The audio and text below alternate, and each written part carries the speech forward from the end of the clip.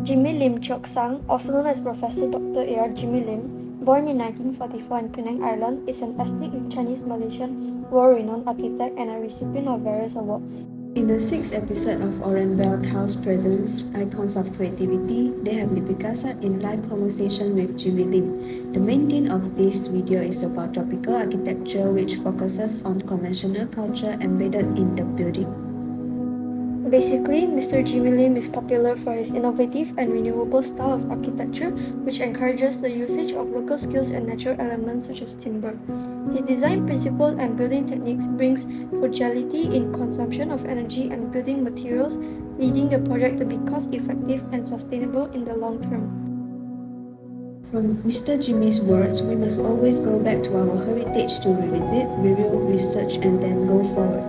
When you feel that you have broken through some boundaries after a particular project, you have to shift back to that point to get a review of yourself and push yourself out. Always get out of your comfort zone and explore more and more for architecture studies. He told us that in Chinese, computers are called the electric brain. But to encourage students to think, work, and excel themselves, they must use their brain instead of relying on the technologies, the computer, and whatever restrictions the software can give them. So can you tell me more about Mr. Jimmy Lim's work? I'm interested in the Walian House of him. Sure, the Walian House designed by Jimmy Lim in the 1980s and built in the year 1985 in Malaysia, Kuala Lumpur, focuses on its unique traditional Malay architecture with a blend of feng shui. The roof is built in a way that allows ventilation to occur throughout the house using recycled timber. It is built in response to the Malaysian climate consisting of heavy rain and hot weather. That's interesting. Let me give my opinion too.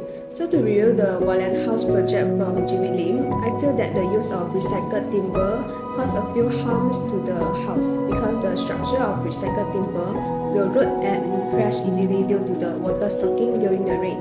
To get rid of this problem, I think the site management should renew or change the material from time to time, as well as renovate the building to make it last longer.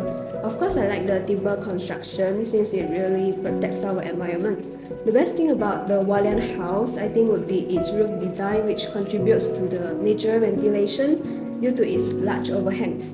Yeah, I believe that it will be a model for many architects in Malaysia to simulate their design concepts too.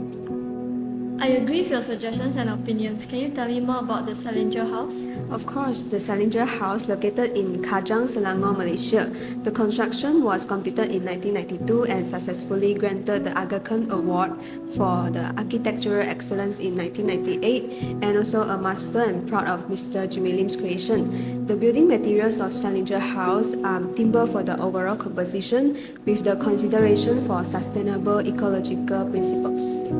In my opinion, the Salinger House that you found from these projects, I personally think that it is environmentally friendly but less sustainable, as it uses mostly recycled materials like timber, which sometimes is not stable or will rot when raining.